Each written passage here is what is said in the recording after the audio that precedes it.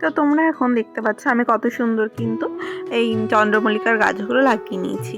একটা প্রথমে কালার ছিল হলুদ, দুদিন ধরেই লাগিয়েছি ফুল গাছগুলো। এটা অনেকটা রেড রেড কালারের মধ্যে, এই কালারটা একটু বেশি এনে ফেলেছে জেঠু। তারপরে দেখো এরপরে যে কালারটা দেখাবো এটা হচ্ছে সাদা। এগুলো হচ্ছে অন্য ভ্যারাইটি, অনেক ভ্যারাইটির গাছ মিলিয়ে মিশিয়ে দিয়েছে, ভালোই হয়েছে এই গাছগুলো। তারপরে দেখো একটা পিঙ্ক গোলাপির মধ্যে আছে, এই গাছটা অনেকটাই বড়। মানে এই গাছগুলো পুরো রেডি এনেছে, যেগুলো একেবারে লাগালেই তোমরা সঙ্গে সঙ্গে ফুল পাবে, ওয়েট করার কোনো প্রয়োজন পড়বে না। এই আবার একটা রেড কালারের মধ্যে, বেশিরভাগটা রেড এনেছে, ভালো হয়েছে। এগুলো দেখো কুড়িটার সংখ্যা কত বেশি অন্যান্য গাছগুলোর তুলনায়। তারপরে এটা যে গাছটা দেখাবো সেটা হচ্ছে একটু অরেঞ্জ টাইপের, ইয়েলো আর অরেঞ্জ মিক্স করা। নেক্সট ভিডিও শেয়ার করবো গাছের ফুলগুলো কেমনভাবে ফুটছে।